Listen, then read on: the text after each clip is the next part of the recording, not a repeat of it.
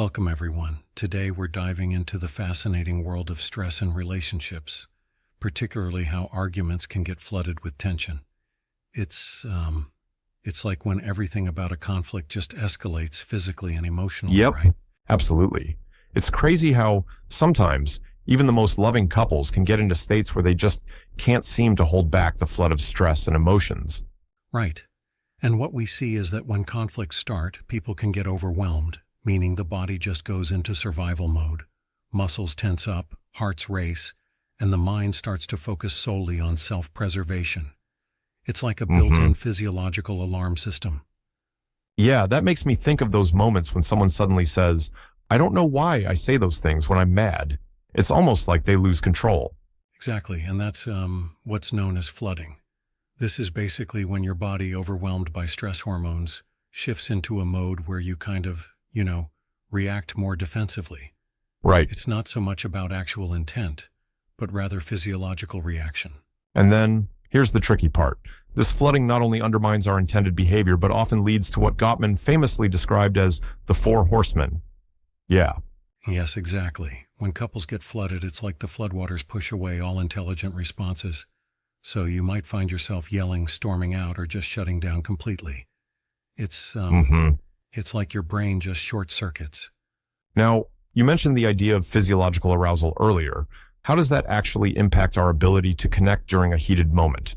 Well, when we're in that high stress flooded state, it becomes really hard to be, affectionate or even to engage in any problem solving.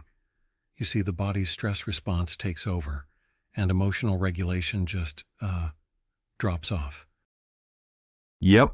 So it's almost like the body is fighting its own partner rather than the external stressor. It's battling internally, and that spills over into the argument. Absolutely.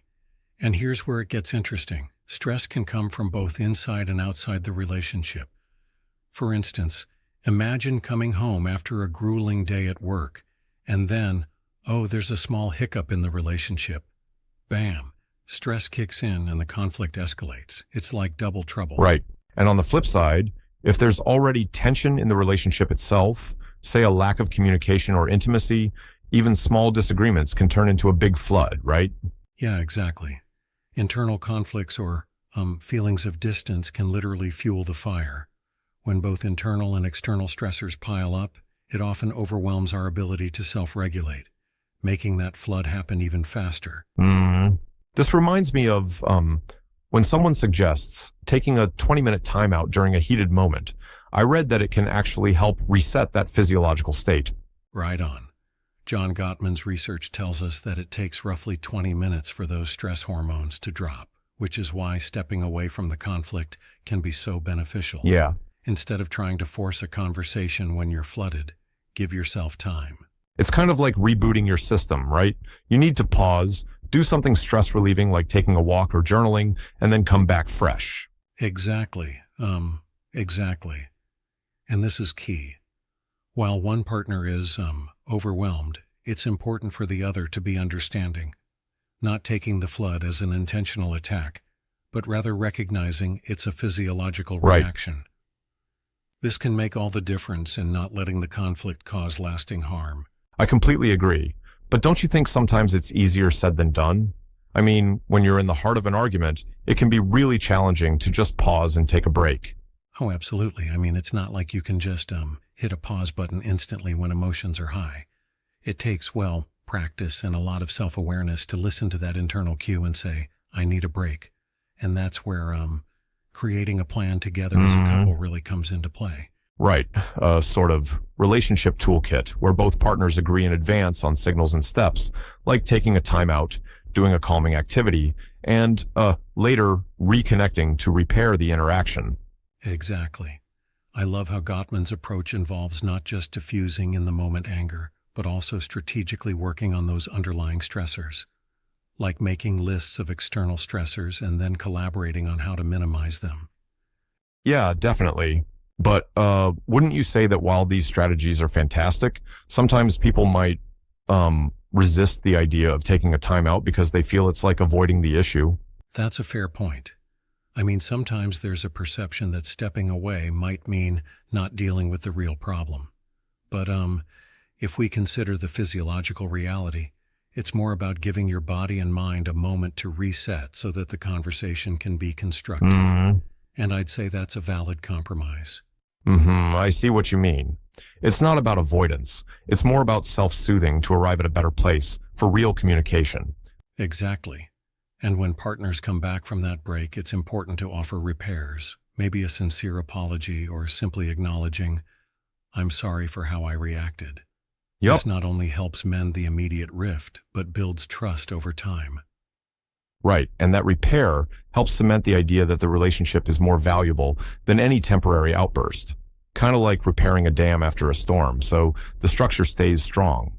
That's a great analogy. It's like, after the storm you rebuild together so that next time the floodwaters are less damaging.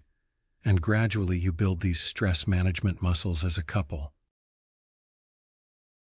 Yeah, exactly. Talking about building muscles, it's interesting how these stress management techniques become part of the couple's routine over time, almost like training together. Right, it's like a workout for your relationship. You're constantly adapting, learning stress reduction techniques, shedding unnecessary obligations, and preventing escalation. It's a dynamic process that grows your emotional resilience. And have you noticed how once couples start consistently applying these strategies, even potential triggers are less likely to blow up into full-blown, flooded conflicts? Absolutely. Those techniques really foster a better environment for mature communication. Instead of reacting impulsively, partners can use I statements, share their feelings gently, and maintain kindness even in tough moments. This conscious effort builds a stronger foundation over time. It's impressive how research-based approaches like Gottman's have shaped the way we understand relational dynamics. But I do wonder, are there any risks in relying too much on these strategies? Could it ever lead to ignoring underlying issues? Sure, that's a valid critique. Over-reliance without genuine engagement might leave deeper issues unaddressed. The key is balance, using the strategies as temporary fixes to manage immediate stress while also, addressing long-standing issues collaboratively. I agree. It's about using these tools mindfully. And with regular practice, couples can spot patterns early and work on preventive measures before flooding happens. Exactly. And the real strength comes from understanding each other's stress triggers and, planning together for those moments. Whether it's through regular check-ins, therapy, or even something as simple as a shared hobby to unwind, each act builds relational immunity against stress. Right. And speaking of therapy, I love the idea that experts offer these accessible resources, like relationship advisors and dedicated programs, to help couples keep on track even when life gets overwhelming. Yes, those products not only provide strategies, but also help couples realize that stress management isn't a one-and-done deal. It's an ongoing journey. It's like tuning a musical instrument. You have to check it regularly to keep it sounding right. Exactly. And that journey can, ultimately, lead to more fulfilling connections. After all, when couples invest in understanding each other's stress responses, they build a resilient bond that withstands life's inevitable challenges. Absolutely. And remember, whether it's external pressures like work or internal issues within the relationship, managing stress effectively, even when it floods in, builds stronger, deeper, and more connected relationships. Yeah, totally. It certainly sounds like investing in stress management provides long-term benefits, not just for the relationship's health, but for overall well-being. It's a holistic approach. Exactly. The idea is not to eliminate conflict because, well, conflicts are natural, but to create a strategy so that when conflicts do arise, the relationship can weather them without suffering irreparable damage. It's been such a rich discussion. Kind of a reminder that even in the heat of things, understanding our bodies and emotions is so crucial to long-term relational success. Absolutely. And it all comes down to taking that step back, self-soothing, and reconnecting. With these tools in hand, couples can transform even potentially damaging moments into opportunities for growth. And I think that's a powerful reminder for all of us, that while stress can flood our interactions, with the right strategies, we can always find our way back to a calm, strengthened bond. Perfectly said. Thanks for joining this conversation on how stress affects relationships. And here's to building strong, resilient bonds together. Yep, let's do it.